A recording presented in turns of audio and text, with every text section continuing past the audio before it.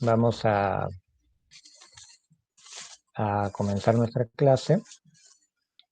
Vamos a revisar con ustedes algunos aspectos sobre el trastorno de pánico, algunas cosas que son importantes fijar, porque ustedes ya también con casi al borde de terminar el segundo año, ya seguramente han tenido bastante experiencia y han visto también bastantes casos y han revisado también varias veces el tema, ¿no? Así que lo importante es fijar algunos conceptos que quiero revisar con ustedes, ¿ok? Muy bien. Entonces, ¿quién es el delegado del grupo? ¿O hay algún delegado? Yo soy el delegado, doctor. Ya, Jorge. Cualquier cosita, tú me avisas si no se ve bien, si no se escucha o si pasa algún conflicto, ¿ya? ¿Okay? Ya, doctor, yo le aviso, Pero no se preocupe. te voy a monitorear la clase. Perfecto. Listo. Comenzamos. Bien. Entonces vamos a revisar el trastorno de pánico. No soy nada original con esta primera lámina, pero es lo que más o menos nosotros siempre nos acordamos cuando tenemos un diagnóstico o vemos a un paciente que nos refiere un episodio de pánico o cuando tenemos inclusive la experiencia de haber nosotros podido experimentar alguna crisis de angustia, ya sea situacional o no situacional o espontánea. Esa es más o menos la imagen que tenemos, ese cuadro de Munch, el grito, que seguramente es uno de los cuadros o de las imágenes más compartidas en las presentaciones en psiquiatría. Esto es nuestra agenda que nos señala el sílabo y sobre lo cual vamos a tratar de ceñirnos a una hora de tiempo más o menos para poder después hacer esta discusión interesante de las lecturas del seminario. ¿Okay? Bien, en primer lugar, solamente para recordar el concepto de ataque de pánico, también llamado antiguamente crisis de angustia, en muchos de los manuales anteriores al DSM-3 y a la 10ª clasificación internacional de enfermedades, en la cual todavía al trastorno de pánico se le llama trastorno de angustia paroxística. Y el ataque de pánico per se es pues esta aparición súbita de ese intenso malestar que alcanza su máxima expresión en pocos minutos. Las antiguas clasificaciones decían hasta en 10 minutos. Ahora se ha flexibilizado bastante los criterios. Y durante ese tiempo se producen pues 4 o más de los síntomas que ustedes ya conocen, ¿no? Las palpitaciones, la sudoración, los temblores, la sensación de dificultad para respirar, la sensación de ahogo, el dolor a las molestias en el tórax, las náuseas o el malestar abdominal, la sensación de mareos, los escalofríos y las parestesias. Todos ellos síntomas somáticos, síntomas que pueden estar relacionados al sistema nervioso autonómico y también después los síntomas cognitivos como la desrealización o la despersonalización, el miedo a perder el control o volverse loco y el miedo a morir. Ahora, un ataque de pánico puede ser desencadenado desde un estado de calma absoluta o desde un estado de ansiedad. Y vamos a ver ahora también cómo se han clasificado tradicionalmente los episodios de pánico. También nos dice el DSM-5 de que se pueden observar también en este cuadro otros síntomas específicos, acúfenos, dolor de cabeza, a veces cuadros de gritos o llanto, que pueden ser característicos también y asociarse, de acuerdo a cada cultura, al episodio de pánico, pero estos síntomas no cuentan como uno de los 4 síntomas requeridos. Entonces sí se requieren por lo menos 4 de estos síntomas y es un criterio que se ha mantenido a lo largo de las clasificaciones internacionales de los últimos casi 40 años o más de 40 años desde que el pánico entró dentro de las clasificaciones internacionales. También se ha descrito 2 o situaciones de pánico o crisis de angustia inesperadas o situacionales. Clásicamente, las inesperadas, en la cual pues aparentemente hay un desencadenamiento abrupto, espontáneo, sin ninguna alteración que el sujeto pueda percibir como amenazante y que es característica del trastorno de pánico. Pero también se observan ataques de pánico situacionales que aparecen asociados a algún estímulo desencadenante que puede ser observable y que puede ser identificable. Se puede ver tanto en trastorno de pánico como en agorafobia, por ejemplo, la exposición a situaciones, a lugares en donde la persona comienza a tener alguna situación fóbica, la fobia social o las fobias específicas desencadenan también ataques de pánico situacionales. Y también un tercer ítem que se ha clasificado también al ataque de pánico es el que se ubica como más o menos, perdón, más o menos relacionado con una situación determinada. Estas tienen probabilidades de aparecer al exponerse el individuo a ciertos estímulos o desencadenantes ambientales, aunque no siempre existe la consideración o no siempre existe la asociación entre el estímulo y el desencadenante, o tampoco el desencadenante puede hacer que aparezca siempre el estímulo. Es decir, no hay una asociación necesaria, pero también se puede encontrar en la fobia social, en la fobia específica, o en el estrés postraumático también, ¿no? Con la exposición a situaciones que recuerdan el acontecimiento estresante, o también sucede en situaciones que, a pesar que se expone la persona al acontecimiento, no se produce la crisis. No se encuentra aquí la agorafobia, porque el criterio de agorafobia es que sí, pues siempre que se expone a esas situaciones, que por lo menos son dos situaciones en donde la persona va a desencadenar esta situación fóbica con crisis de pánico. Entonces, los criterios del DSM-5 se han flexibilizado progresivamente, como vamos a ver luego. Actualmente solamente nos habla como criterio A de que tengamos para clasificar o como para diagnosticar un trastorno de pánico, ataques de pánico imprevistos recurrentes. Es decir, que esos ataques tienen que ser imprevistos y que tienen que ser recurrentes. Ya no se especifica exactamente cuántos recurrentes, es suficiente más uno. Pero al menos uno de los ataques le ha seguido un mes de uno o los dos hechos siguientes. La inquietud o preocupación continua acerca de otros ataques de pánico o de sus consecuencias. Es decir, esa ansiedad anticipatoria por la preocupación que conlleva el volver a tener el ataque o la consecuencia del ataque. La pérdida del control, tener un ataque al corazón, volverse loco, etc. Y por otro lado también un cambio significativo de mala adaptación en el comportamiento relacionado con los ataques. Si la persona que tiene ya un trastorno de pánico también puede presentar esta desadaptación en su comportamiento, es decir, ya conlleva a un deterioro en su funcionamiento, porque va a estar permanentemente dirigiendo su comportamiento y su conducta a evitar los ataques de pánico. Por ejemplo, si él ha notado de que ante una situación de mayor actividad física o ante una situación en la que se expone a un hecho que anteriormente le ha desencadenado el ataque, lo va a evitar. Esto entonces, evidentemente, va a generar también una disfuncionalidad en la persona y por eso el trastorno de pánico muchas veces constituye una de las patologías donde generan más sufrimiento a la persona mientras no se haga el diagnóstico.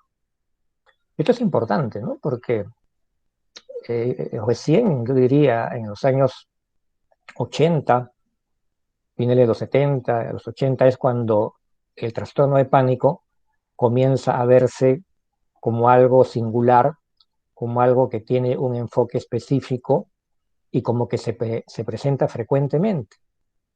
Yo todavía he visto cuando hacía mi residencia en el Hospital Rebagliati entre los años 89 y 92 del siglo pasado, que feo suena, ¿no? Pero he visto pacientes llegar a la emergencia de Rebagliati con cuadros de aparente trastorno de pánico y ser inmediatamente atendido con electrocardiograma, inclusive algunos con este pase inmediato a trauma shock. Y después que no tenía nada, el paciente decía, bueno, no tiene nada, no encontramos nada, y es solamente es su mente, ¿no? Es su preocupación, es su ansiedad. Y a la semana volví el paciente con los mismos síntomas, porque los tratamientos que en ese momento se daban no estaban tan generalizados entre los médicos generales como creo que sí lo está ahora, ¿no? Ahora veo de que muchos de los colegas que no son psiquiatras sí pueden identificar un trastorno de pánico. Antes el paciente con pánico iba pues deambulando de médico en médico, ¿no? Al cardiólogo, al neumólogo, al endocrinólogo, al neurólogo, y al final llegaba al psiquiatra.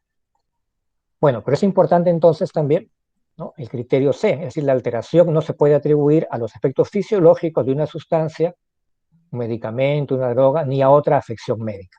Pues sí es importante, evidentemente, en casos de este tipo, descartar la existencia de otra afección médica que pueda estar desencadenando también cuadros parecidos a una crisis de pánico, una crisis de angustia.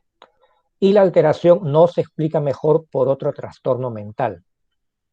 También es importante este señalamiento porque, como ustedes saben, y como ya también seguramente vamos a ver posteriormente en la clase, ahora el DSM-5 permite de que el ataque de pánico sea un especificador, el cual puede o debe inclusive incluirse como parte de un diagnóstico, como puede ser agorafobia, como puede ser fobia social o como puede ser estrés postraumático, si es que las crisis de pánico se encuentran como uno de los síntomas o como una de las manifestaciones de estos trastornos. ¿Cuál es un poco hablando de la historia del trastorno de pánico, qué puntos son importantes recordar? Ha habido descripciones muy antiguas, ¿no?, como el de Méndez da Costa, que describía el corazón irritable, el síndrome del soldado en personas que tenían estos cuadros o estas crisis, estas ataques en situaciones en las cuales se producía un estrés o una exposición a un tipo o a un factor potencialmente estresante que desencadenado un estado de alarma. Sigmund Freud también describe la neurosis de ansiedad y angustia y describe también el concepto de ansiedad de señal, ahí le faltó la S, ansiedad de señal como el núcleo de las teorías psicoanalíticas de la ansiedad y pánico, es decir, la posibilidad de que haya existido una experiencia temprana que ha generado en la persona una condición emocional que puede haber sido inclusive reprimida, guardada en el inconsciente, pero que puede aparecer en cualquier momento en el que se evoca el acontecimiento ante situaciones similares, parecidas o que hacen que la persona tenga una expresión, una formación del inconsciente. Esto es parte de lo que vamos a ver en la lectura, ¿no? He visto ahí la lectura, un análisis lacaniano interesante de los cuadros de pánico. Pero evidentemente pertenece a Donald Klein un poco la patente del nombre, ¿no?, del panic attack, porque él comienza a tratar pacientes que tenían agorafobia, que no habían respondido a psicoterapias y mejoraban en ese momento con un antidepresivo, con imipramina. Y entonces ahí comienza la descripción de estos cuadros de ansiedad, ¿no?, con cuadros de crisis paroxísticas que sí respondían a medicamentos, ¿no?, como la imipramina. La imipramina, como ustedes saben, es uno de los primeros tricíclicos que también ha demostrado eficacia en el trastorno de pánico, especialmente por su acción serotoninérgica. Los tricíclicos que tienen mayor acción serotoninérgica son los que han ido mejor como tratamiento en los trastornos de pánico. En el 67, Pierce y McClure producen ataques de pánico en pacientes con trastorno de pánico a través de la inyección de lactato. Y que es otra de las cosas importantes, ¿no? Como también hay muchas teorías y comienzan a desarrollarse teorías acerca de la actividad de estímulos internos, metabólicos, bioquímicos, fisiológicos, como productores de las crisis.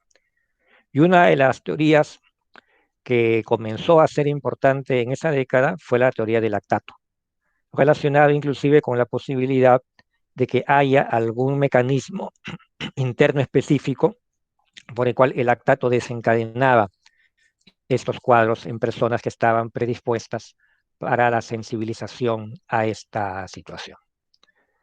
¿Cómo han estado clasificados o cómo se ha ubicado tradicionalmente o a lo largo de la historia en los últimos años el trastorno de pánico? Si bien es cierto, las descripciones son antiguas, no siempre habían sido el trastorno de pánico clasificado de manera singular, de manera específica. Generalmente el trastorno de pánico en la mayoría de clasificaciones entraba como un componente del trastorno de ansiedad o como dentro de las neurosis de ansiedad.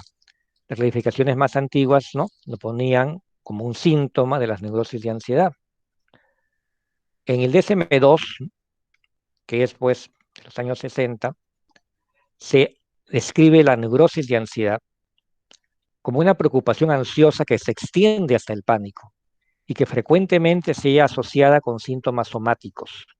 Es decir, el pánico era una extensión de la neurosis de ansiedad. Ahora, sin embargo, a diferencia de la neurosis fóbica, la ansiedad podía manifestarse bajo cualquier circunstancia.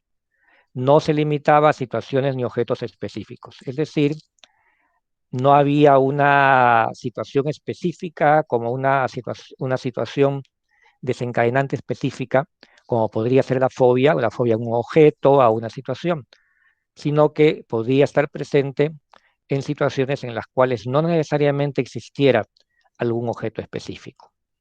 Eso también es importante porque comienza a dar entonces una distinción a los ataques, pero diferenciándola o todavía dentro del contexto de la ansiedad generalizada, pero diferenciándola en cuanto a otros trastornos como los trastornos fóbicos. En el DSM-2, todos los trastornos de ansiedad eran clasificados como neurosis, todavía se mantenía el viejo término de neurosis para clasificar a este tipo de cuadros de ansiedad. El RDS, perdón, que es el Manual de Criterios para Investigación Diagnóstica, que después va a dar lugar a la elaboración del DSM-3, ya se incluye por primera vez el pánico como entidad diagnóstica definida. Y como ven ustedes, se le incluye con un criterio de que existan por lo menos para diagnosticar el trastorno 6 crisis en 6 semanas. 6 crisis en 6 semanas. O sea, tenemos ya un número de crisis, ¿no?, y un lapso en un tiempo en el cual se producen las crisis. Esta es la primera vez que entonces se comienza a utilizar este criterio para diferenciar al pánico de la ansiedad. Ya en el DSM-3 ya se le da una ubicación nosológica, 3 crisis en 3 semanas de manera más específica, y se lo separa del trastorno de ansiedad generalizada. Y más bien el cuadro de ansiedad generalizada como que ya es más marginal, se le da menos importancia, y tiene mayor importancia el trastorno de pánico con esta identificación de que existan 3 crisis en 3 semanas. En el DSM-3R, igual, se mantiene como dentro de los trastornos de ansiedad, pero se amplía el criterio para que existan 4 crisis en 4 semanas. O aquí ya se pone el criterio de una crisis, basta con una crisis seguida durante un mes de un temor persistente de experimentar otra. ¿Qué es lo que ha ido quedando, ¿no?, con lo que les decía, la ansiedad anticipatoria? La presencia entonces de este acompañante como criterio B en relación a las crisis. Ahora, es importante también que en los anteriores anteriores al DSM-5, la agorafobia era colocada como secundaria al trastorno de pánico y se clasificaba trastorno de pánico con agorafobia o sin agorafobia. Actualmente ya en el DSM-5 se han separado los dos criterios y puede cada uno marchar independientemente, perdón, los dos trastornos, las dos entidades. El DSM-4 ya se modifica el criterio de las crisis. Ya no se pone un número específico, sino que se flexibiliza el criterio. Se habla solamente de crisis recurrentes o recidivantes, pero aún se mantiene la agorafobia como secundaria al pánico. DSM-5, ¿no?, incluye ya algunas características diferenciales de los anteriores.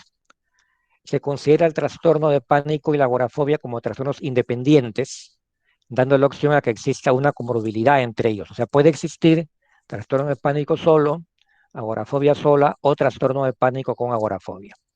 Entonces, esta es una distinción importante porque se acepta, como nosotros lo vemos también en la práctica, que pueden existir también los trastornos de manera singular. Ahora, un agregado que le hace el DSM-5 y que nosotros también hemos visto en nuestra práctica por muchos años es que el ataque de pánico también puede presentarse en el contexto de cualquier otro trastorno de ansiedad, como también en cualquier otro trastorno mental, ¿no? En cuadros depresivos, en estrés postraumático, en consumo de sustancias y también en enfermedades médicas, ¿no? Un ataque de pánico desencadenado por algún estímulo eh, somático también puede llevar a todos los síntomas que hemos mencionado, pero no necesariamente va a constituir un trastorno si no cuenta con las características que hemos mencionado, ¿no es cierto? Entonces, por eso dice el DSM-5 que se puede clasificar o se puede ubicar el ataque de pánico como un especificador, en el cual entonces se establece el diagnóstico principal y se añade con ataques de pánico. Ahora, si esos ataques de pánico ya constituyen criterios también completos como para ubicarse como una comorbilidad, entonces sí, pues tiene que hacerse el diagnóstico de comorbilidad, existiendo entonces el trastorno en el cual se ha identificado los ataques de pánico, pero también sumado más un trastorno de pánico. Si es que completa todos los criterios, ¿no? Y no solamente si haya estos ataques como parte de síntomas de ese trastorno en el cual nosotros hemos visto que aparecen estos ataques. ¿Ok? Bien. ¿Cuál es la prevalencia del trastorno de pánico?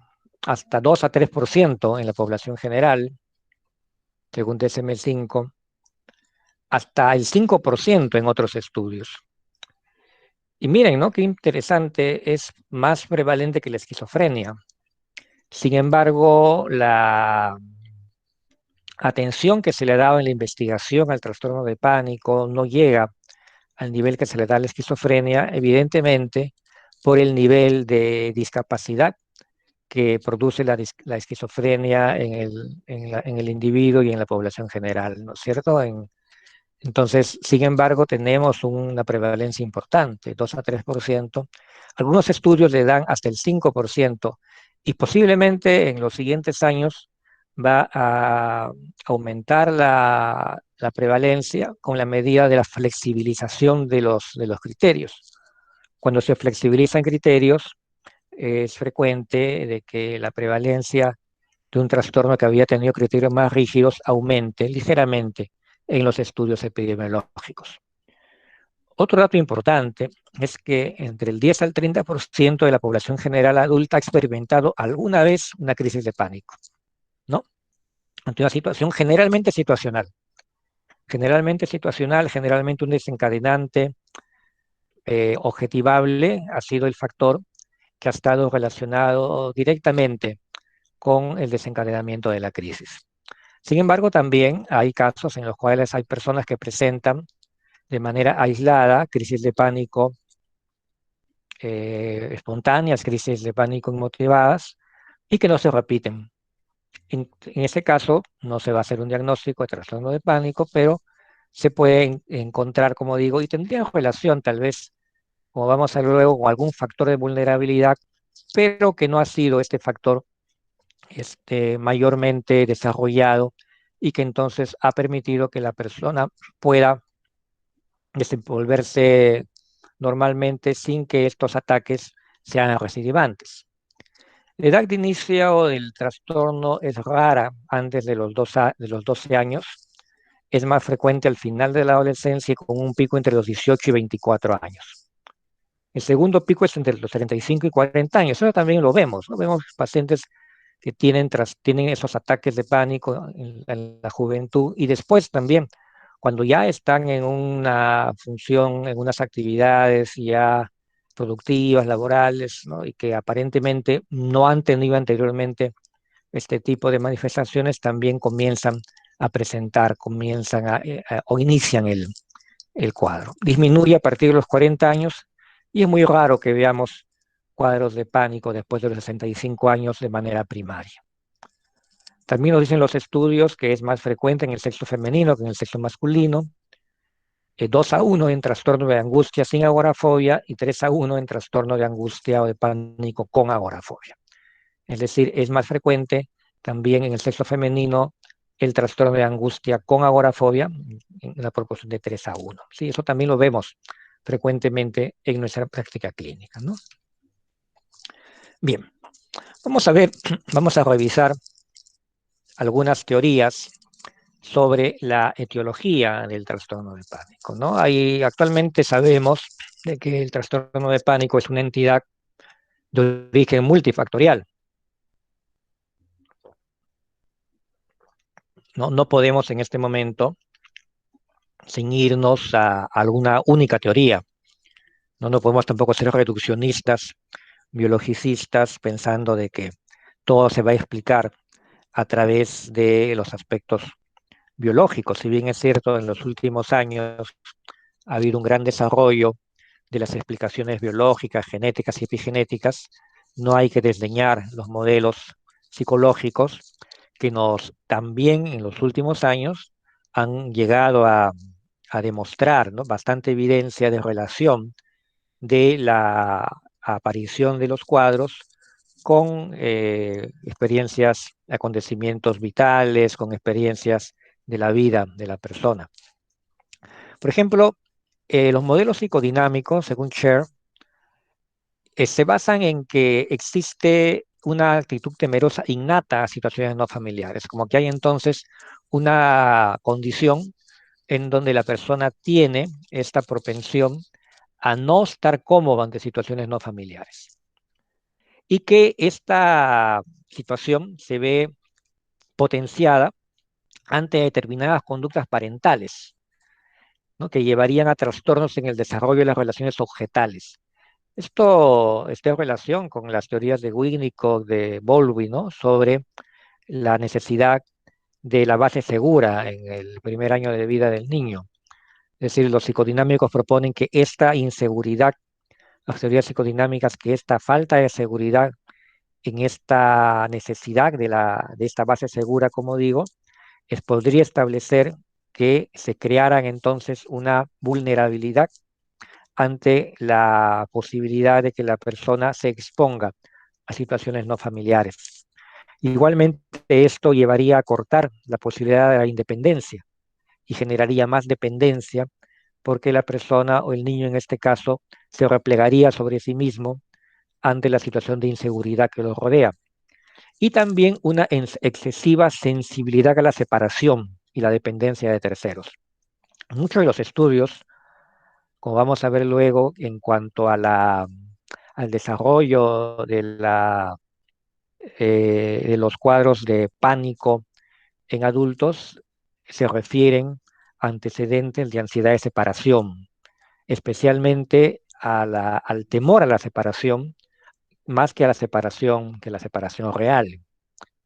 Entonces, esto llevaría a representaciones débiles de la persona en comparación o en contraste con representaciones poderosas de los otros. Se vería pues ahí inferioridad. Y esto lo llevaría pues a dificultades para exponerse a situaciones no familiares. Y esto también impediría el desarrollo de mecanismos de defensa y estrategias de enfrentamiento exitosas.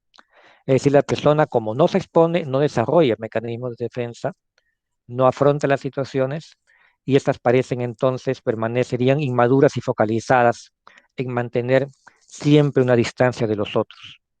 Entonces, esta explicación va a ser reforzada por estos autores con hallazgos de entrevistas en personas que tenían diagnóstico de trastorno de pánico. En ellos, ¿qué encontraban? Temores excesivos desde la infancia, incomodidad con la agresión, baja autoestima. Un progenitor era recordado como atemorizador, crítico y controlador. Justo estaba en la mañana viendo un paciente que había estado bien por bastantes años, se había recaído en los últimos meses con crisis de pánico. Y me decía que él estaba asociando eso con un problema que había tenido con su empleador, al cual había servido durante muchos años y que esto le había generado mucha cólera y que le había evocado la conducta autoritaria de su padre. Esta evocación, ¿no? Y esta experiencia reciente se asociaba, ¿no? Después de algunos días con la aparición de crisis de pánico. Que es otra cosa que vamos a ver luego, que es interesante, ¿no? Que estas crisis espontáneas, algunas personas en verdad, o imprevisibles, no son tan espontáneas y tan imprevisibles, sino que se puede identificar algún estresor más o menos cercano. ¿Okay? También antecedentes de conflictos conyugales de los padres y alcoholismo, y eso está en relación también con la expectativa elevada de riesgos que se ve en cuadros de ansiedad y también en cuadros de pánico. Expectativa elevada de riesgos que de alguna manera entonces pueden, desde el punto de vista psicodinámico, quedar incorporados, ¿no? Como memorias o como aspectos biográficos de la persona en la memoria inconsciente o en el inconsciente, o como dirían los cognitivos, en la memoria implícita. Pero queda entonces ahí como cuadro, queda como experiencia, o queda como huella. Las mujeres del grupo describieron a sus parejas como pasivas, amables y no agresivos, es decir, como que habían buscado más bien personas que fueran más contemplativas, que fueran más condescendientes con ellas. Y otra cosa importante, como les decía, presencia de estresores precedentes al inicio de la crisis, percepción de sentirse frustrado y resentido en situaciones de relación personal o laboral. Y esto es importante si nosotros, cuando hacemos un diagnóstico de trastorno de pánico, no nos limitamos a ver solamente la aparición del episodio como algo súbito, como algo biológico, como algo imprevisible. Si hacemos una evaluación, ¿no?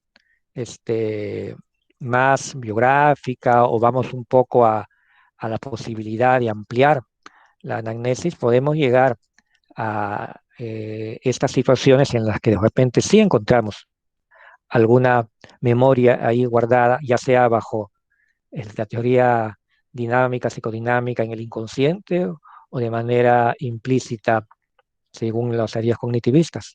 Es importante entonces que esto pueda ser expresado porque nos ayudaría inclusive a trabajar esas memorias y a poder de alguna manera prevenir los cuadros, ¿no? Esto se queda especialmente para la parte psicoterapéutica, que es otra de las intervenciones que a veces diseñamos en pánico, pero que está demostrado que a largo plazo la combinación del del tratamiento farmacológico y el tratamiento psicoterapéutico es el que da mejor resultado. ¿Okay? Finalmente, también tenemos sobre los modelos psicodinámicos. Por ejemplo, la propuesta de Michaels es de que en la infancia se producen regularmente experiencias de situaciones o fantasías aterradoras. Experiencias de situaciones o fantasías, que también es importante señalar, ¿no? Separación, abandono, desaprobación o maltratos. Las imágenes mentales inconscientes de esas situaciones o fantasías perdurarían toda la vida y se activarían por situaciones análogas a los peligros de la infancia o al escenario psicodinámico donde ocurrieron. Esto es lo que les digo, ¿no? Entonces, la evocación o la situación de experiencias recientes evocarían las anteriores situaciones que han estado entonces almacenadas o que han estado retenidas en el inconsciente. Entonces, las crisis de angustia, el ataque de pánico, serían espontáneas solo en apariencia, pues vendrían desencadenadas realmente por esas fantasías inconscientes que se podrían detectar y entender por medio de la terapia. Es decir, como digo, si se puede entonces identificar estas situaciones en pacientes que tienen cuadros de pánico, podríamos entonces llegar a la posibilidad de una intervención. ¿Okay? Este también es un trabajo clásico que está reportado en muchos estudios de revisión. Creo que una de las lecturas de hoy también está dentro de las fuentes, ¿no? El porcentaje de patologías o de experiencias, ¿no? Antes de los 15 años, o la patología de la infancia, que se ve también en pacientes que han tenido cuadros de pánico o que tienen cuadros de pánico, ¿no? Estas historias, especialmente separación temporal de un progenitor, maltrato psicológico, maltrato físico, menos sobreprotección, no tanto negligencia o descuido. En la infancia ya había entonces un cuadro de ansiedad generalizado, alguna fobia simple. Y los rasgos evitativos y rasgos dependientes, que es lo que se va a encontrar con mayor frecuencia, con mayor evidencia también en la mayoría de estudios más actuales, como el de la lectura que vamos a tener luego. Estos estados de personalidad o estos rasgos de personalidad que están en relación pues con esa dimensión de una percepción elevada de riesgos que se ve en las teorías de la personalidad de Cloninger, ¿no? De Sibel Davis, estas personas que tienen esta percepción elevada de riesgos, que vamos a ver también luego, que también tendría estos rasgos, también tendrían un factor biológico que se asociaría con la aparición o serían también darían susceptibilidad a las personas para que presenten estos rasgos. ¿Okay? Perdónenme que me cite a mí mismo, pero es un trabajo que hice también el siglo pasado, año 99. Está publicado en una revista del Hospital Larco Herrera. Y hicimos una revisión sistemática de 24 estudios que hasta ese momento estaban en la literatura sobre acontecimientos biográficos y rasgos de personalidad y trastorno de pánico. ¿Y qué encontramos en estos estudios, haciendo la revisión de los casos? ¿No? Experiencias tempranas estresantes, conflictos familiares, maltrato infantil, alcoholismo, violencia y percepción elevada del riesgo. Es decir, no necesariamente los pacientes que eran evaluados, así algunos tenían conflictos familiares, maltrato infantil, alcoholismo, violencia, percepción, perdón, y también la percepción elevada del riesgo. O sea, a pesar de que no existiera específicamente un factor amenazante, el miedo a que sucediera también era un factor presente que estaba durante la vida temprana de estas personas. Experiencia de separación real cuando se asociaba a depresión subsecuente. La depresión es uno de los trastornos comórbidos más frecuentes en trastorno de pánico, pero solamente había antecedente de separación real, ya sea de un progenitor, de un padre, de una persona importante, cuando se asociaba el trastorno a depresión. No era un factor determinante la separación real como un factor del antecedente del trastorno. Continuidad de cuadros de ansiedad de separación desde la infancia, esa ansiedad de separación, es decir, el miedo a la separación, no la separación real, estaba también presente en muchos de los pacientes que habían sido evaluados desde la infancia. Rasgos de personalidad evitativa y dependiente en la adultez y presencia de algún factor estresante inespecífico cercano al inicio del trastorno, que también ha sido referido, ¿no?, en estudios más recientes, en el cual este factor estresante inespecífico podría ser el gatillo, que entonces activa la reacción o el ataque de pánico y después también la ansiedad anticipatoria. Este es un estudio muy bonito, es uno de los mejores estudios que están en la literatura. ¿Por qué? Porque comparó pacientes con pánico con pacientes con grupos control, lo cual hasta este momento no era muy frecuente, ¿no? La mayoría de estos estudios tenían varias deficiencias, como eran muestras pequeñas, diseños retrospectivos se hacían sobre personas que ya habían tenido el trastorno, poblaciones heterogéneas, es decir, con otras patologías, no se hacían con grupos control, es decir, no se hacía el control de los pacientes con un grupo que no tuviera la patología para ver si existían o no esos factores, y también pocos estudios comparativos con otras patologías, ¿no? Ya en los últimos años hay otros estudios que sí están evaluando esta posibilidad, ¿no?, de comparar también los síntomas o los antecedentes del pánico con antecedentes con otras patologías. Pero ese estudio es interesante porque, miren, compara trastorno de pánico con grupos control. Eventos ocurridos antes de los 18 años, pérdida real, muerte o abandono de los padres. Existía el antecedente 54% en los pacientes con pánico y 41% en el grupo control. Y 55 pacientes con pánico y 56 personas controles. Y esto pues no era estadísticamente significativo. La pérdida simbólica, la percepción de lejanía emocional, es decir, el antecedente de haberse sentido alejados, haberse sentido abandonados, haberse sentido dejados de lado, sí era importante. Sí había aquí una diferencia, el 29% con el 11% del grupo control que tenían esta percepción o esta experiencia, pero lo que tenía mayor diferencia estadísticamente significativa era la amenaza de ruptura del vínculo, conflicto familiar o enfermedad prolongada de la infancia, es decir, estar en un estado de amenaza permanente o de un estado de estrés a largo plazo. El trastorno de pánico se encontraba en pacientes con trastorno de pánico un 65% de esas experiencias, y en los que no tenían solamente un 21%. Y esto sí era estadísticamente significativo. Entonces, vemos pues de que dentro de la historia de las corrientes psicológicas que explican o que tratan de explicar el trastorno de pánico, ha habido bastante investigación y la sigue habiendo, felizmente. Y nos dan entonces la pauta para también entender por qué es importante no solamente el tratamiento farmacológico, la psicoeducación, sino también la psicoterapia. Bien, entonces dijimos, aquí estos son los efectos que pueden tener estos trabajos que hemos mencionado, exceptuando el último. Y entonces, así como existen estas teorías psicodinámicas, también existen las teorías conductuales, ¿no? Las teorías conductuales, cómo se produce el cuadro de pánico.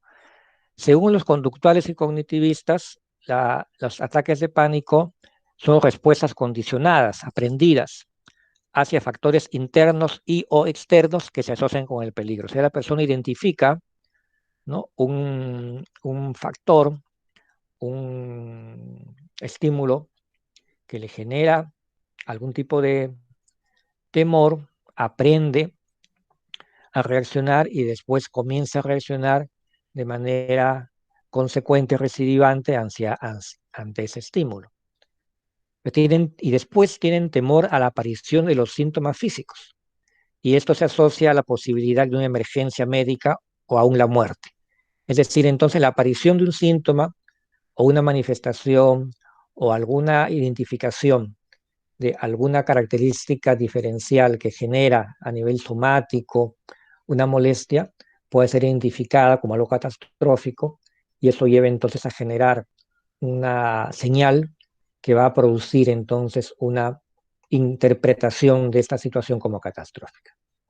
Entonces se hace un círculo vicioso, los síntomas menores, por ejemplo las palpitaciones, provocan ansiedad, la cual a su vez provoca un incremento del síntoma y de la ansiedad resultante.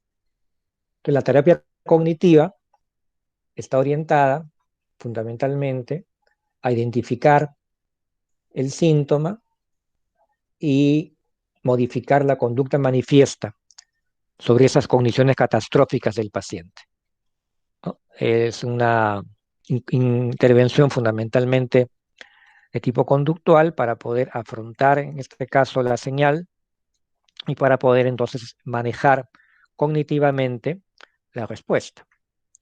Más o menos esta es el gráfico, ¿no? Puede haber precipitantes, ¿no?, como estimulantes, un estado de hiperalerta, ¿no?, o fluctuaciones benignas en los estados fisiológicos, cuadros respiratorios subclínicos o el estrés. Todos estos factores pueden ser identificables como precipitantes. Y esto entonces genera en la persona una identificación del estímulo y la percepción, ¿no?, corporalmente de un cambio importante. Entonces hay la respuesta de miedo de que este cambio pueda generar entonces una condición grave. Y esto entonces, ¿qué va a producir? Va a intensificar entonces la sensación corporal negativa. Entonces se va a retroalimentar, es decir, a mayor miedo, mayor estimulación o mayor aumento del estímulo negativo, del estímulo estresante, y de esta manera mayor ansiedad, hipervigilancia, y eso puede llevar inclusive a la evitación fóbica de la situación. Este modelo, sin embargo, no explica necesariamente la aparición de los precipitantes, ¿no? Un precipitante puede ser un cuadro estresante, puede ser una situación de mayor preocupación por algún síntoma físico, pero no explica necesariamente la aparición de los cuadros aparentemente inmotivados, porque la persona no necesariamente se da cuenta, por ejemplo, de cuando hay un cambio, una hipoxia leve, o cuando hay un cambio de la presión arterial, o cuando hay un aumento del lactato, que sí son marcadores de inicio de crisis de pánico. Eso está bastante demostrado, como algunos cambios fisiológicos, cambios bioquímicos, pueden disparar el ataque por alguna activación de regiones cerebrales que entonces van a producir la activación de los sistemas noradrenérgicos especialmente. Entonces, esto le faltaría a la explicación conductual, pero lo que también nos dice es que ya entonces se aprende también la ansiedad anticipatoria porque se aprende el miedo a la experiencia catastrófica o supuestamente catastrófica. Entonces, eso hace de que se alimente la ansiedad anticipatoria y que la misma ansiedad entonces pueda poner a la persona más susceptible a experimentar las crisis recidivantes. Bien, pero entonces, así como hemos revisado las hipótesis más importantes en cuanto a la génesis del trastorno de pánico, vamos también a revisar las hipótesis biológicas. La hipótesis genética se basó fundamentalmente en estudios de epidemiología genética, es decir, estudios de familiares, en pacientes familiares de primer grado que sufren el trastorno, del 7 al 20%. Es mayor 5 a 10 veces que en la población general, lo cual entonces nos podría hacer pensar en que aquí esas personas no necesariamente han estado expuestas a los mismos antecedentes, a los mismos estresores, y sin embargo tienen mayor prevalencia que la población general. Ese es un factor importante en todos los estudios de epidemiología genética en el cual vamos a encontrar mayor prevalencia en familias de pacientes que comparten los síntomas de una enfermedad mental o un trastorno mental. Igualmente, cuando hacemos estudios de concordancia entre gemelos monocigóticos, los índices son mayores que en comparación con gemelos disigóticos. Eso también es otro indicador importante en la mayoría de los trastornos mentales que presentan posibilidad de tener un factor genético de vulnerabilidad.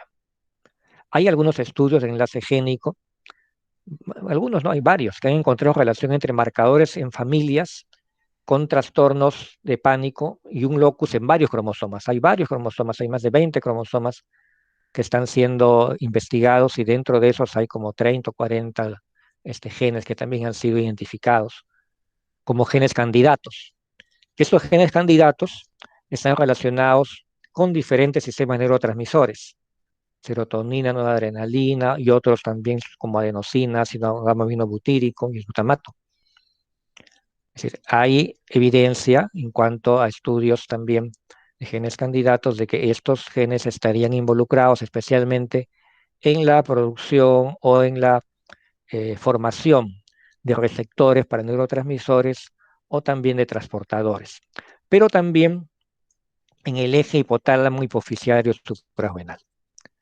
Y también hay otros receptores, como por ejemplo el factor de liberación de corticotrofina, CRF, que también está involucrado, ¿no?, en estudios de genes candidatos y también el receptor de glucocorticoides.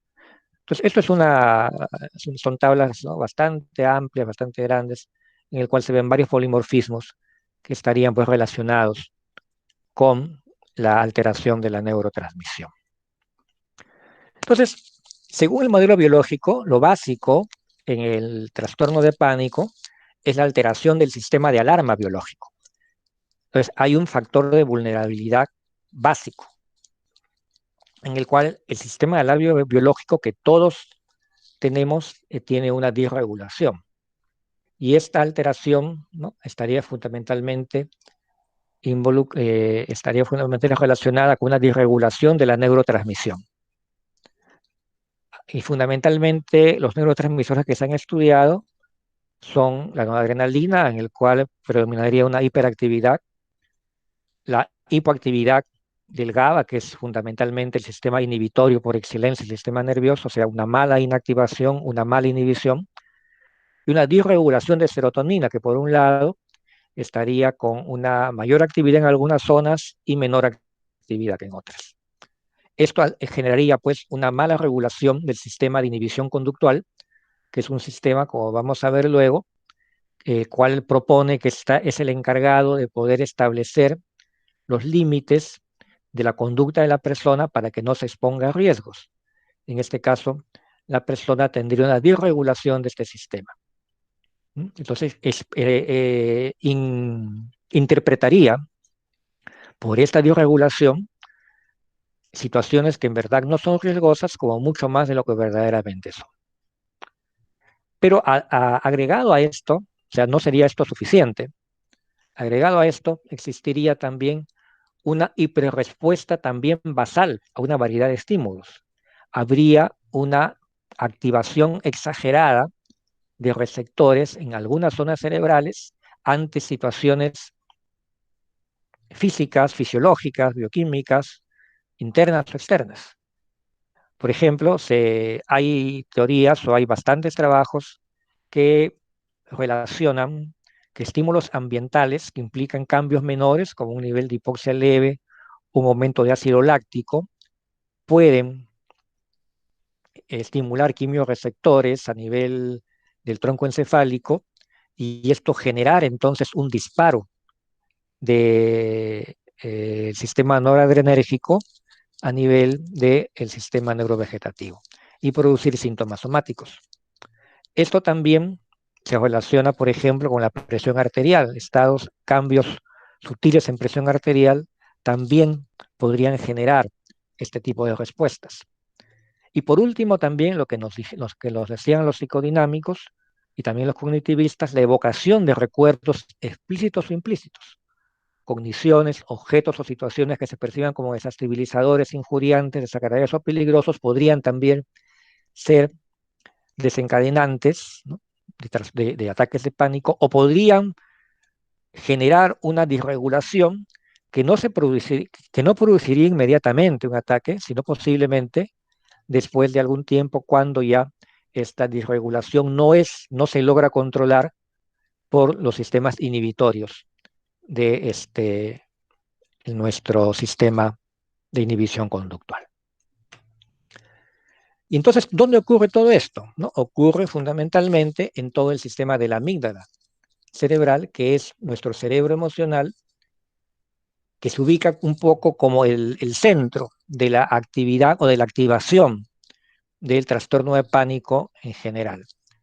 La amígdala tiene aferencias y eferencias con el locus coeruleus, que como ustedes saben es el núcleo a nivel de tronco encefálico, donde se encuentra la mayor actividad y la mayor cantidad de neuronas noradrenérgicas, ¿no? Tiene relación con el núcleo parabraquial, que tiene relación con la respiración, que puede también identificar cuándo se está produciendo, ¿no?, una menor activación respiratoria, con la sustancia gris periaconductual, que tiene también relación con dolor, conductas defensivas, etcétera, ¿no? Y todos estos sistemas parece que alimentan de alguna manera a la amígdala en situaciones en las cuales son activadas por algún estímulo fisiológico o bioquímico. Y la amígdala entonces puede desencadenar toda una reacción que va entonces a estimular áreas del hipotálamo y de ahí va entonces a generar un aumento de la activación del sistema de alerta biológico con activación a nivel del ACTH, a nivel del cortisol y una reacción rápida de ansiedad. Pero también la amígdala se relaciona con los niveles, o mejor dicho, con los estímulos sensoriales que llegan directamente a la amígdala antes de pasar por el tálamo. Vamos a ver luego que el sistema de la amígdala cerebral es un sistema más rápido para identificar estímulos que el del tálamo, porque el tálamo tiene que pasar todavía a la corteza cerebral, tiene que pasar para que el estímulo sea identificado, ¿no? Por ejemplo, yo puedo tener un estímulo, puedo sentir o tengo tener una sensación ante un estímulo externo de que tengo, es decir, una picazón, ¿no? En algún lugar del cuerpo y esto inmediatamente es identificado por mi amígdala, ¿no? Y eso me da miedo, de repente me estoy intoxicando, ¿no? Y de repente, antes de eso me está dando un rash alérgico, pero de repente esto antes de que yo pueda analizar adecuadamente me asusto, ¿no? Y después me doy cuenta que en verdad no solamente es una picazón leve, me doy tiempo para analizar, para ver qué otra alternativa tengo y ya controlo la respuesta emocional. Cuando no ocurre eso, entonces la respuesta emocional es inmediata y de ahí se puede producir entonces también una respuesta autonómica, una respuesta de la conducta, una respuesta conductual. ¿Ok? Entonces la amígdala está relacionada, se relaciona con entonces la posibilidad de recibir este tipo de aferencias de estos núcleos y también de ser controlada por el córtex cerebral, por la corteza cerebral, para evitar que interprete inadecuadamente los estímulos que está recibiendo. Pero decíamos que la información emocional llega al cerebro consciente y a la amígdala a través de dos rutas, ¿no es cierto? La vía hacia la amígdala es más corta, de manera que las reacciones emocionales inconscientes son más rápidas que las conscientes. O sea, yo me asusto rápidamente, ¿no? Por algo. Por ejemplo, un ruido intenso, pues una explosión, ¿no? Me asusto, ¿no? Y después mi corteza cerebral se da cuenta de que no están tirando cohetes, o esos pueden ser cohetes por una festividad, y entonces ya controla mi emoción. Pero si mi corteza no se da cuenta, ¿no? Entonces puede ser que mi amígdala responda más rápidamente y genera ya toda una conducta que si no es inhibida adecuadamente, se va a convertir en una conducta recidivante. Normalmente entonces, la vía rápida va por la amígdala, todo el sistema sensorial ingresa, ¿no? Como hemos dicho, a través del tálamo, pero hay una línea rápida del tálamo a la amígdala. Esa vía rápida puede darnos entonces una impresión emocional inmediata, pero después también esta información se va por la vía lenta a la corteza sensorial, de ahí a la corteza de asociación y de ahí a la corteza prefrontal, que establece su vínculo con el hipocampo, y es esta región pseudohipocampal que va entonces a interpretar lo que se está recibiendo y a decirle a la amígdala, no te preocupes, no pasa nada, ¿no? Es una situación controlable, es una situación que no te debe preocupar porque ya conozco cómo es, ya tengo experiencia sobre esto, porque yo la estoy para eso recurriendo a mi almacén de memoria y te digo, no es nada, no te preocupes. Entonces ya no hay necesariamente esa reacción intensa que podría tener la amígdala. Pero si no ocurre esto y una mala interpretación, es decir, esa interpretación que debería hacer esta región a nivel hipocámpico, a nivel temporal, a nivel de la ínsula, no ocurre, entonces la reacción emocional va a continuar y va a dar una respuesta emocional con una respuesta de la conducta autonómica y endocrina. Y aquí aparecen los síntomas característicos del pánico, ¿no? Estas situaciones que hemos visto de palpitaciones autonómicas, sudoración, falta de problemas con la respiración, cambios en la conducta, en la cognición, me voy a morir, no voy a salir de esto, no puedo respirar, y cambios endocrinos. Y esto puede ser una respuesta sumamente rápida que está condicionada por esta activación, ¿no?, que se ha producido por una mala interpretación de lo que está ocurriendo ante la rapidez del estímulo que ha invadido en ese momento las regiones límbicas de nuestro cerebro. Y es importante también de que la amígdala, en verdad, también va a condicionar el miedo aprendido, porque ustedes también saben de que cuando nosotros nacemos, la amígdala ya está casi totalmente formada, a diferencia del hipocampo, y los recuerdos de la primera infancia van a ser más recuerdos emocionales, se van a grabar a través de la memoria implícita, ¿no?, como recuerdos emocionales, y no de manera semántica. Por eso tal vez la identificación que hacen las corrientes psicodinámicas y psicoanalíticas del inconsciente es válida, no tanto como un hecho incorporado. Puede ser, ¿no?, después de los 5 o 6 años, sí se incorpora también la vivencia de manera semántica, a través del recuerdo explícito de lo que ocurre. Pero, pero también se incorpora o también se almacena a través de potenciales a largo plazo a nivel de regiones de la amígdala, que tiene conexiones con todas estas zonas del hipotálamo, de la sustancia gris periapoderoidal, a nivel del córtex cerebral. Y esto entonces va a generar también que muchas experiencias emocionales de la infancia también queden almacenadas. Y por eso es válida la teoría de que alguna experiencia que despierta una emoción reciente puede también evocar una emoción que es parte de nuestra memoria, que no es consciente, pero que entonces va a generar también la misma respuesta o va a activar estas regiones que van a propiciar entonces también una respuesta emocional exagerada, no relacionada necesariamente con el nivel de importancia del acontecimiento reciente. Amígdala entonces, últimamente, y esto sí es algo que con esto vamos a ir terminando esta parte de la función neurobiológica, hay un eje que es la amígdala, hipotálamo y sustancia gris periacoerectal. Y esto ha tomado importancia en los últimos años. Esto es algo relativamente reciente.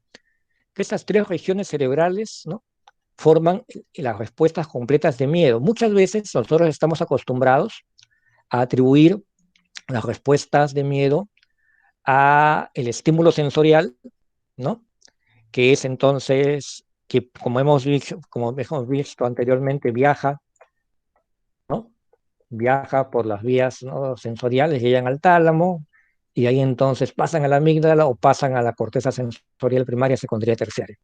Y que aquí entonces se origina el miedo, ¿no?, la corteza sensorial, perdón, la corteza prefrontal a través del cíngulo anterior y de todo el sistema hipocampal evalúa la situación y dice, esto no es peligroso, no te preocupes, y lo corta.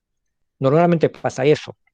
O si no, pasa que la amígdala se impone y entonces prácticamente sí se desarrolla toda la experiencia de miedo.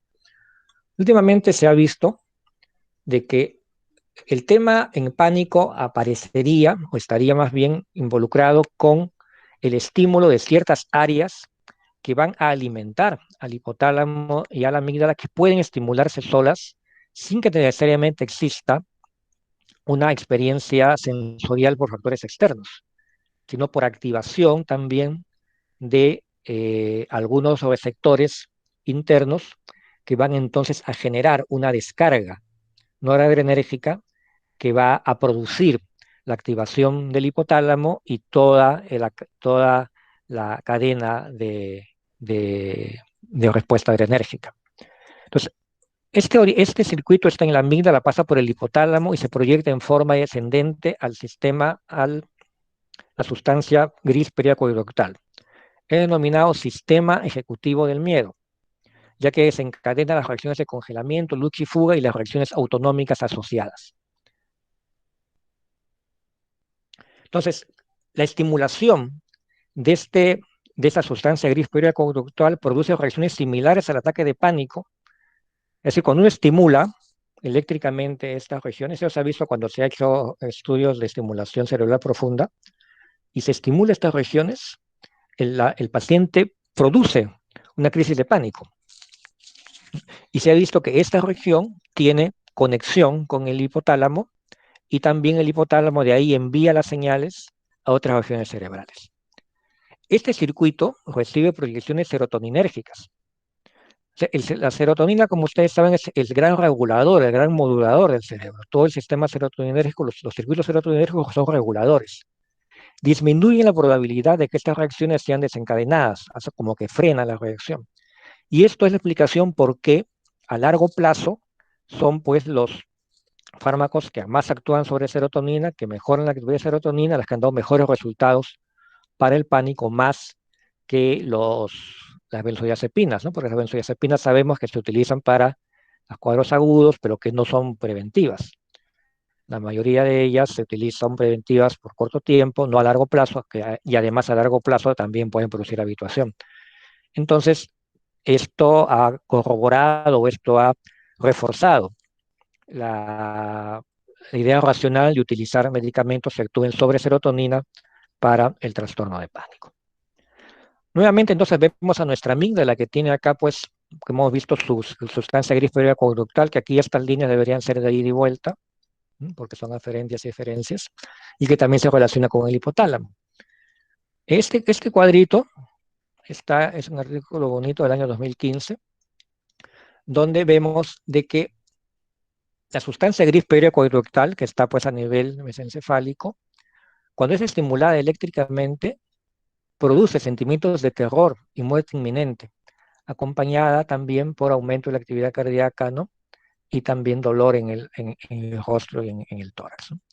Entonces produce inmediatamente una reacción autonómica muy parecida a un ataque de pánico. Entonces se asume que en esta región esa región sería muy sensible a cambios a nivel bioquímico, a nivel fisiológico, tendría receptores que inmediatamente comunican al hipotálamo, ¿no? El hipotálamo, pues, es el cerebro endocrino, ¿no? De que va entonces a modular también las respuestas al núcleo ventromedial, y de aquí entonces manda su información a la amígdala, manda la información para que en ese momento se produzca una reacción autonómica, que se produzca una activación noradrenérgica y nos va a dar esas reacciones o la continuación o la perpetuación entonces de los síntomas.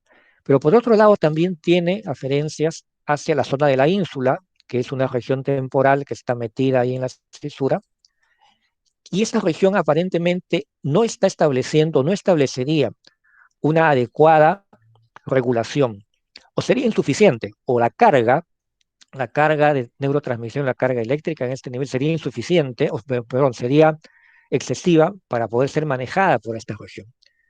Y la información entonces que le da a la corteza cingulada, que es la que va a comunicar con la corteza prefrontal, es una información distorsionada. Entonces aquí se interpreta la situación como peligrosa, como de riesgo, y esto va a alimentar entonces también la persistencia de la crisis, ¿no?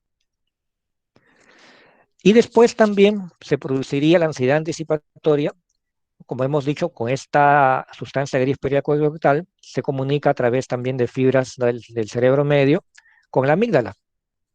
Y la amígdala entonces a través de su núcleo central va a disparar también la activación noradrenérgica para continuar con una sensación de ansiedad anticipatoria, previendo la posibilidad de que existan en el futuro otros cuadros similares. Entonces, así se perpetuaría también o se generaría esta situación de ansiedad anticipatoria, la cual sería alimentada permanentemente por la activación o por la producción de otras crisis a través de la estimulación de esta región. Y también no dejemos de lado a locus coeruleus, que también sabemos que también puede ser estimulado de manera bioquímica, o también por algunas teorías que también puede tener una activación espontánea a través de algún tipo de mecanismo que no está todavía explicado de manera clara. Entonces tendríamos este cuadrito en el cual vemos que hay factores genéticos, pero también hay factores de crianza y educación. Y estos factores de crianza y educación pueden actuar modificando la expresión genética a través de mecanismos epigenéticos, como saben ustedes, ¿no?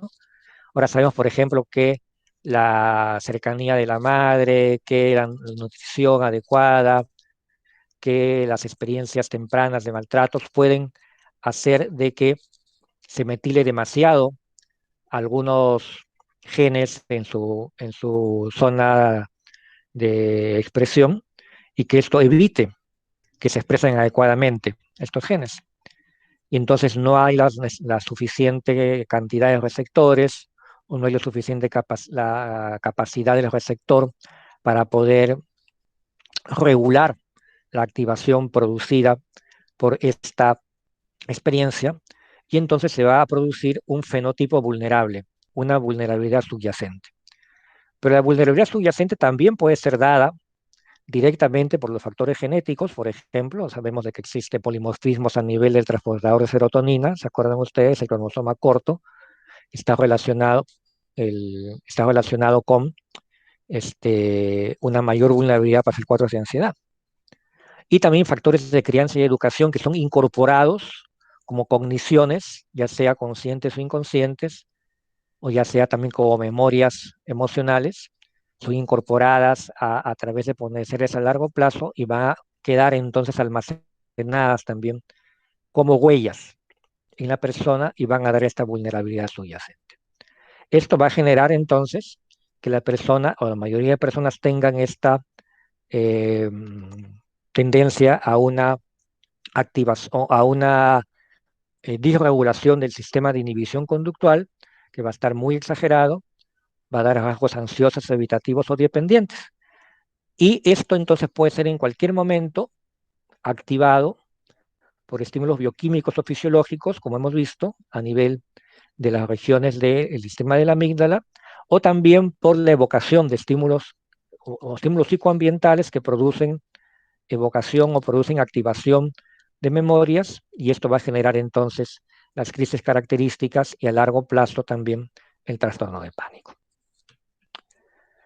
Para terminar, solamente unas palabritas, porque ya me pasé la hora, sobre el tratamiento, ¿no? Actualmente sabemos que utilizamos muchas benzodiazepinas y no hay que tener miedo por utilizar benzodiazepinas, especialmente clonazepam y alprazolam, que son las que han demostrado tener eficacia rápida sobre los crisis de pánico. No pasarnos de 3 a 6 semanas, algunos más, algunos menos, no tener miedo.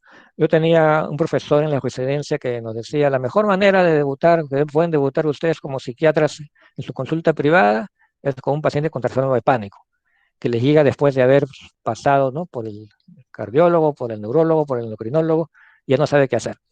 Ustedes le dan su clonazepam, le dan 1 miligramo mañana y noche y se lo va a agradecer toda su vida, porque le van a quitar un sufrimiento que ha venido teniendo por meses o a veces hasta por más tiempo.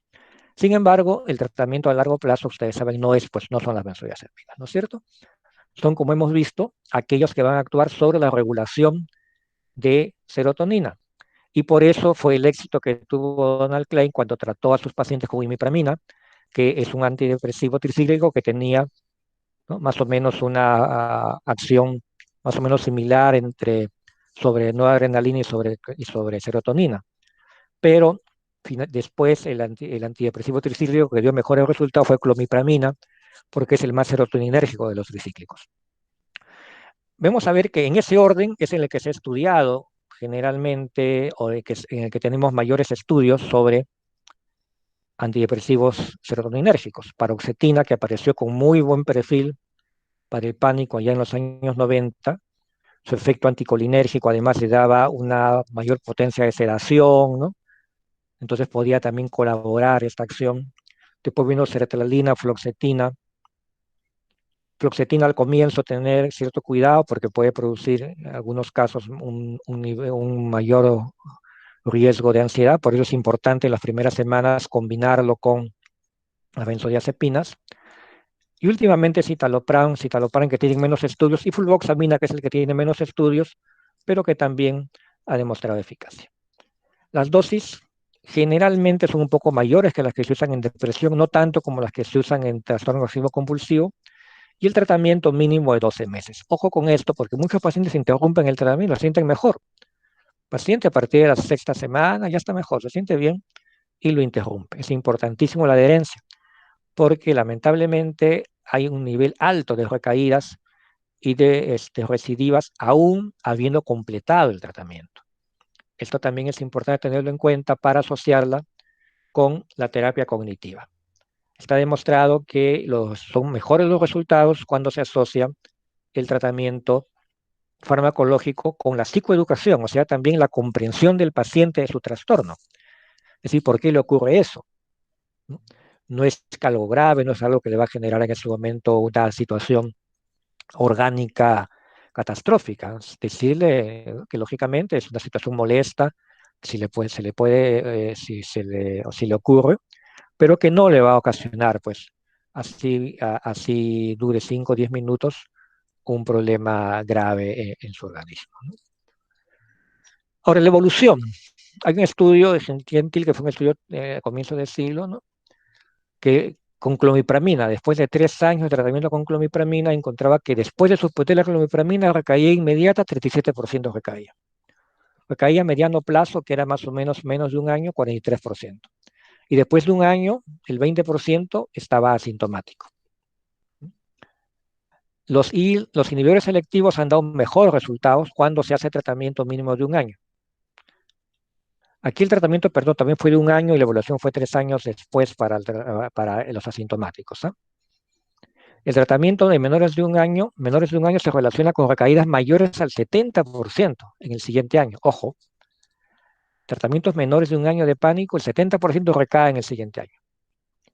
Tratamientos de 1 a 2 años producen menor número de recaídas. Hasta el 50% de pacientes permanecen asintomáticos hasta 2 años después de dejar el tratamiento, que es la mayoría de estudios que han seguido, de seguimiento, perdón, a tratamientos que se han dado por este tiempo. De 1 a 2 años es entonces el tratamiento farmacológico, estadísticamente hablando, ¿no? Porque no hay una razón bioquímica o farmacológica, no hay una explicación, ¿no? Se habla de acomodación de receptores, expresión de receptores, reducción de la sensibilidad, etcétera, ¿no? Pero la explicación es estadística, es cuando se hacen estudios de seguimiento y se ve, pues, el nivel de recaídas, ¿no? Y la mejor tasa de permanencia sintomática se observa en pacientes que han recibido en forma concomitante terapia cognitivo-conductual. ¿Por qué? Porque aprenden a controlar sus síntomas, aprenden a hacer esa función que debería ser esa región de la ínsula con la región de la corteza cingulada, aprenden entonces a manejar la situación y entonces ante la posibilidad de que aparezcan síntomas, pueden a través de técnicas de relajación, técnicas de respiración o afrontamiento de la situación y eliminación del estímulo condicionante, pueden entonces mejorar. Lo que pasa es que muchos pacientes a veces se aburren de la terapia cognitiva y por otro lado, en nuestros servicios de salud, lamentablemente no siempre lo tenemos a la mano, eh, una terapia cognitiva conductual que pueda darse con todas las características propias de aquellos que aseguran su eficacia. Entonces, ¿qué desafíos tenemos actualmente? Primero, síntomas residuales, es decir, cómo manejar síntomas residuales. Hay pacientes que comienzan a mejorar y presentan lo que se llama cuadros abortados o crisis abortadas, crisis incompletas. Pero hasta cierto punto eso también se puede manejar ya con información, con psicoeducación y con terapias psicológicas.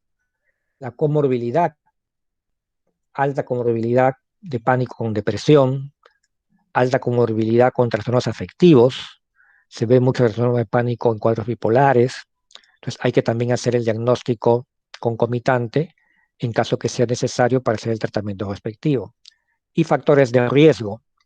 Sabemos, ¿no?, que pacientes que, por ejemplo, tienen el consumo de alguna sustancia, consumidores de café, de tabaco, de alcohol, de drogas, están en mayor riesgo de tener cuadros de pánico. Algunos fármacos, también como corticoides, también pueden estar asociados a mayor incidencia de cuadros de pánico. Bien, entonces termino con mis conclusiones. La angustia ha sido la piedra angular en el desarrollo de las principales corrientes del pensamiento y teorías psicológicas, conductuales y neurofisiológicas, como ven ustedes, ¿no? No falta, no falta una corriente, una hipótesis, ¿no?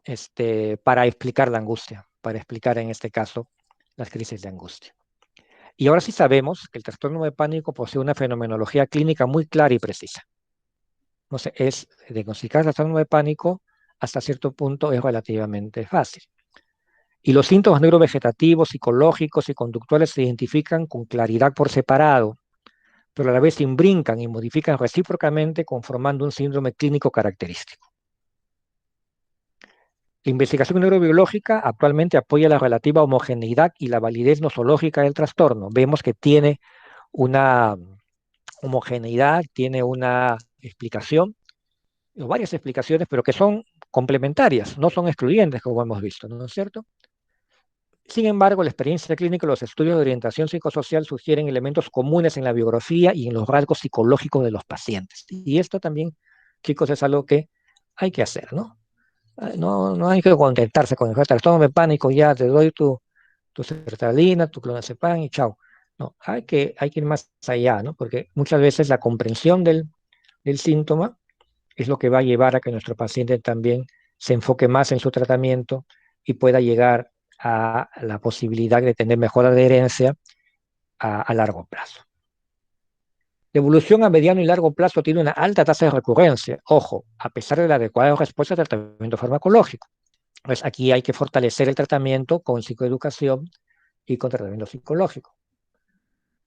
Mejores resultados terapéuticos a largo plazo se asocian a la remisión completa de los síntomas, pero no es en el mayor porcentaje, generalmente hay algunos síntomas residuales, pero también se asocia al tratamiento eficaz de los síntomas medulares y sus complicaciones. Ojo, de la comorbilidad y de los factores de riesgo, porque hay pacientes que tienen depresión con trastorno de pánico y hay que saber tratar ambos cuadros, agorafobia con trastorno de pánico, o como hemos dicho también cuadros bipolares con trastorno de pánico. El tratamiento comprende la educación, la farmacoterapia y la psicoterapia, y los mejores resultados están asociados a mejorar la adherencia, ¿no? Y el objetivo no es solamente la remisión, no, bueno, el objetivo no es solamente la respuesta sintomática, porque a veces pasa eso, que el paciente se siente mejor y se va, sino la remisión. Y esto hay que explicarle al paciente. Tenemos que acabar con esos síntomas, tenemos que hacer que remitan los síntomas, tenemos que hacer que usted no tenga miedo a que se presenten las crisis, de tal manera que pueda hacer ya su vida de una manera mucho más llevadera y podamos entonces ya lograr que su reinserción social sea completa. Muy bien. Entonces, eso es todo, jóvenes. Voy a dejar de presentar.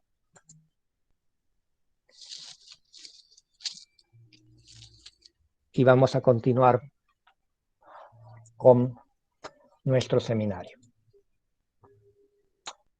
Si hubiera alguna pregunta o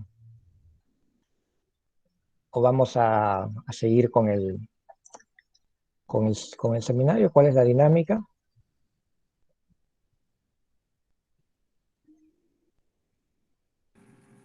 En realidad, doctor, es la primera vez que vamos a presentar dentro del curso de seminario. Sí, ya. ¿Y han preparado el seminario? Sí, sí, lo hemos preparado. Sí, doctor. Excelente, excelente. Entonces, si quieren que hagamos un rol de preguntas, intervenciones, o pasamos al seminario y después hacemos todo conjunto. ¿Mm? ¿Qué dice nuestro delegado? ¿Qué dice Jorge? Doc, creo que podríamos contrastar la información. Más bien, lo que vamos a exponer es algo ya que usted ha mencionado, así que vamos a tratar de mencionar de repente lo... Claro, hagamos la cosa digamos, dinámica, hagamos la cosa sí, dinámica, ¿no? Vamos. claro. Uh-huh. ¿Ya? Y bueno. Sí, porque he visto ahí que les han puesto un artículo lacaniano, ¿no? O sea que, Un poquito fuerte. el otro del lenguaje, yo me acuerdo de Lacan por todos sus seminarios, ¿no? Y sus teorías sobre la necesidad de la presencia del otro para que exista el uno, ¿no? Para la existencia del uno, del otro. Bueno, Pero bueno, hay que leer Cierto. de todo, pues. Hay que leer de todo. A ver, entonces avancemos, chicos. Ya, doctor. Vamos a compartir pantalla.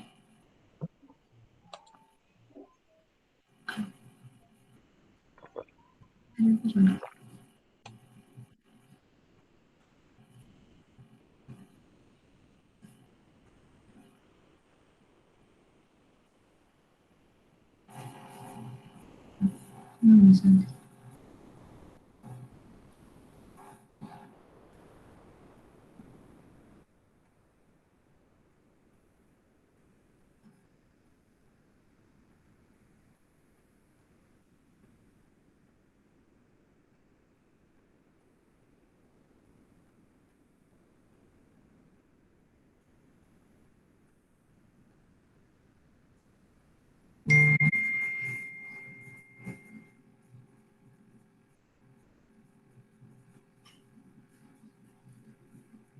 Mm,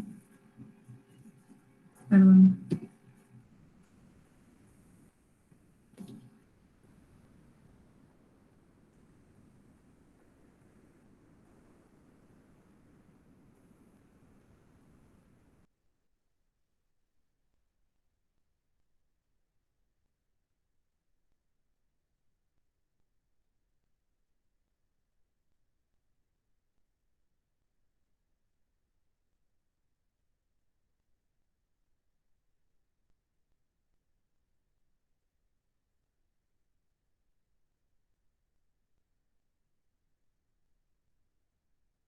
Sí se ve, pero no como si estuviera para presentación.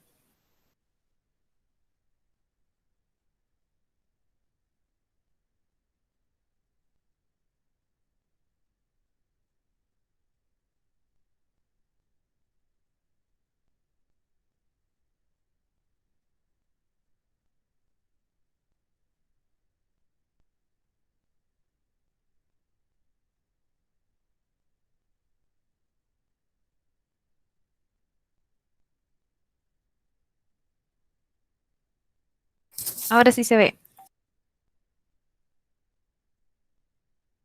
Sí, sí se ve.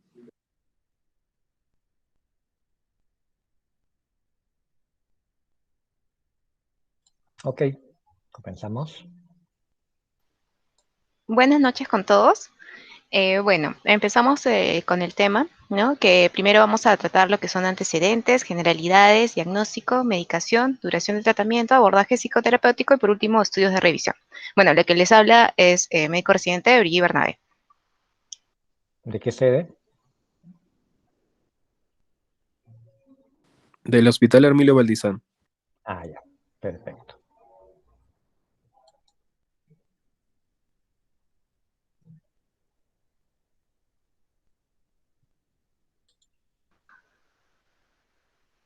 Primero tenemos que hablar sobre la etimología del término pánico, ¿no? En el cual primero habla que deriva del vocablo griego pan, que significa todo, ¿no? Y bueno, esto está relacionado a una intensidad de miedo no justificado, análogo al atribuido en la mitología a las intervenciones del dios Pan, el cual, bueno, el dios Pan era el hijo de Hermes, ¿no? Y aparte también, bueno, refieren que nació con piernas de cabra y también tenía cuernos, y por el motivo de la fealdad es que tuvo un abandono temprano de su madre. Entonces su padre lo que hace es enviarlo, digamos, a que viva con los dioses, que tenga divinidad. Sin embargo, Pan no se sentía muy cómodo viviendo ahí, por lo que decide vivir con ninfas, con divinidades del bosque, ¿no? Entre otros. Y aparte, bueno, acechaba, ¿no? A las ninfas de manera brusca, de manera repentina, ¿no? Y hablan por eso también que el rasgo característico de Pan era provocar terror y miedo, ¿no? Bueno, y otro también, el término de pánico, habla sobre Donald Klein, en el cual acuñó este término, bueno, debido más que nada a las recurrentes presentaciones agudas de angustia en forma de crisis sin motivo alguno, ¿no? Bueno, hablando en sí de los antecedentes, habla de la fenomenología de angustia, ¿no? En forma de crisis intensas, en el cual va a tener varias nominaciones dependiendo de cada autor, Por ejemplo, como usted ya había mencionado, ¿no? Antes las crisis, o mejor dicho, los trastornos de pánico se denominaban, por ejemplo, síndrome de corazón irritable o corazón de soldado, dado por Da Costa en el año 1871. También está dado por, bueno, en el caso de Stecker en 1912 por parapatía ansiosa, astenia neurocirculatoria por Oppenheimer en 1918, síndrome de esfuerzo por Lewis en 1918 y en 1978 por Bernard y Brisset por reacciones, bueno, llamadas reacciones neuróticas agudas y neurosis de angustia. Bueno, en lo que refiere a las neurosis de angustia, este autor refiere que está caracterizado por crisis de angustia, por estado permanente de ansiedad, constitución ansiosa, y que también se pueden dar por posibles evoluciones o complicaciones del cuadro.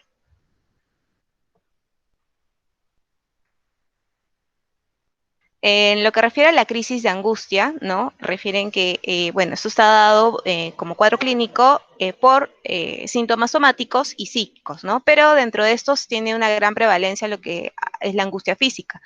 Dentro de los somáticos podemos encontrar síntomas respiratorios como la falta de aire, la disnea, cardiovasculares en lo que bueno, el paciente refiere, ¿no? Que tienen taquicardia, palpitaciones, digestivos, espasmos gástricos, crisis de vómito, náuseas o diarrea, urinario, como también podría ser incontinencia en algunos casos, neuromusculares como crisis de temblores, sensitivos, sensoriales y cutáneos, hiperestesias, parestesias, sudores, incluso también cefaleas. Pero de estos síntomas van a, digamos, verse más a fondo cuando mis compañeros hablen sobre la clínica, ¿no? También habla sobre los elementos psíquicos de la crisis, ¿no? En el cual va a estar caracterizado por tres, ¿no? Uno es la peyoración imaginaria de la existencia, otro es la existencia de peligro y el desorden. Dentro de la peyoración imaginaria de la existencia habla lo que la angustia provoca, ¿no? Como sentimientos paralizadores y también pesimistas. Dentro de lo que es la existencia de peligro, habla sobre la preocupación, la incertidumbre, el temor y las dudas que el paciente podría tener respecto al pasado, al presente y también al futuro. Y por último, habla del otro elemento psíquico de la crisis, que vendría a ser el desorden, en el cual, bueno, se revela ante el peligro ambiguo y amenazador, lo que ocasiona en el sujeto una desorganización de la capacidad para poder establecer un orden en sus perspectivas personales. De manera, digamos, bueno, bastante resumida, ¿no? Porque ya también van a hablar sobre este tema, sobre los factores etiopatogénicos, ¿no? En el cual hay dos. Uno son los sucesos y experiencias en el desarrollo libidinal y el otro vendría a ser los factores de predisposición, ¿no? Dentro de este habla de que, bueno, está caracterizado por tres, que vendría a ser la sexualidad, la agresividad, en el cual se va a establecer una relación entre represión sexual y la cólera, y las situaciones frustrantes de abandono y separación, que vendría a ser lo más importante, ¿no? En el cual se ha visto que hay en los pacientes cuando se hace, digamos, un psicoanálisis, que bueno, existe una repetición de antiguas situaciones traumáticas de separación, ¿no? Estas se pueden dar, por ejemplo, en la infancia, ¿no? Por separación, por rechazo, ¿no? Por pérdida de un ser querido, entre otros, ¿no? Entonces, vendrían a ser situaciones vitales, ¿no? En las cuales hay unas pérdidas de valor irreparables, graves, y esta acumulación de sucesos o un hecho mayor que sea, bueno, totalmente diferente al resto, que podría generar un estado de angustia. Doctor, doctor Bustamante. Mi micrófono apagado, sí. Ah, ya. Doctor, ¿me puede permitir un minuto, por favor? Sí, está bien. No Sí, te sí, por preocupes, favor. Gracias, doctor. no te preocupes.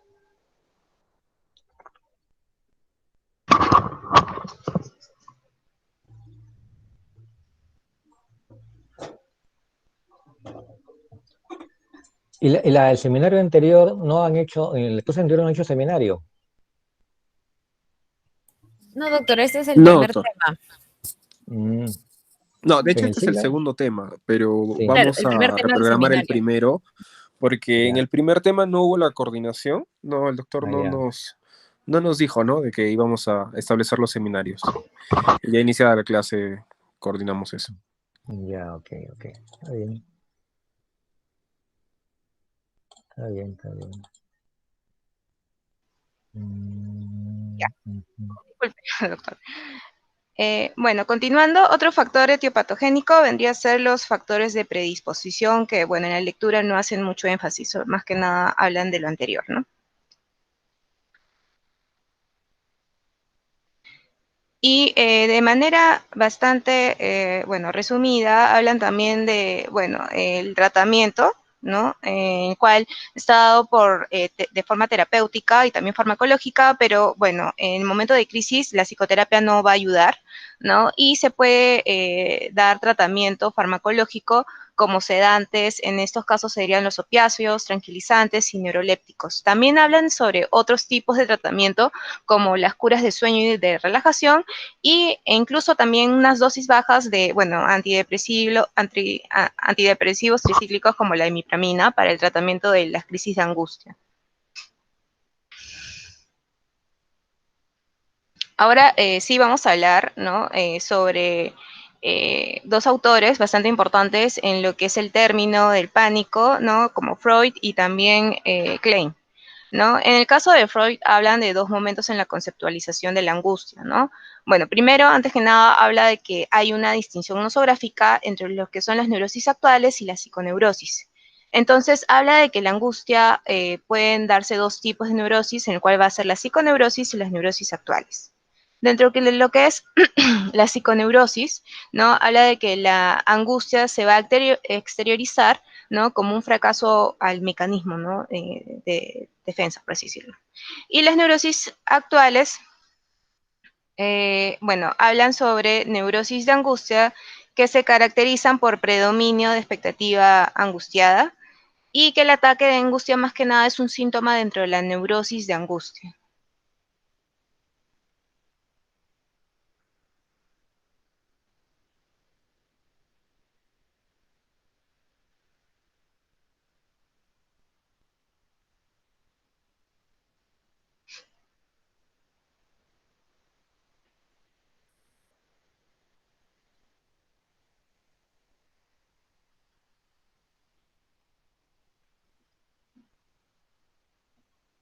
Se salió Claudia, no estás compartiendo pantalla.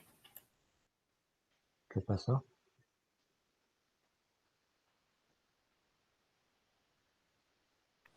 Problemas técnicos, doctor. De un minuto, por favor. Problemas técnicos.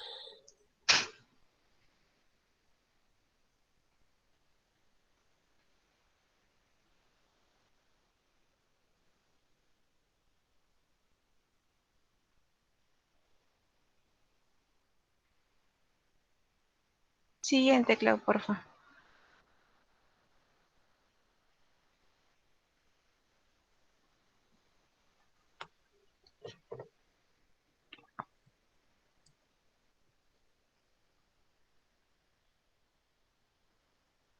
Bueno, voy a proseguir hasta que se arregle la pantalla. Si no voy Bueno, compartiendo yo, dame un Esto, segundo. Ujú. ay,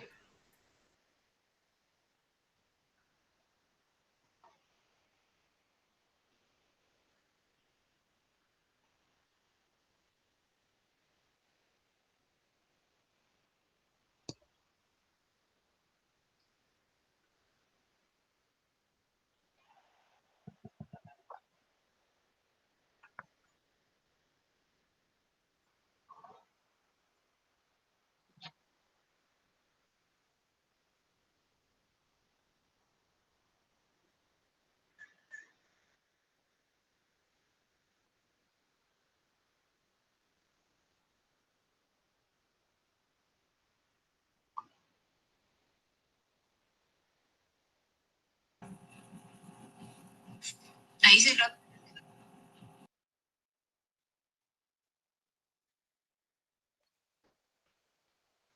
Sí se puede visualizar.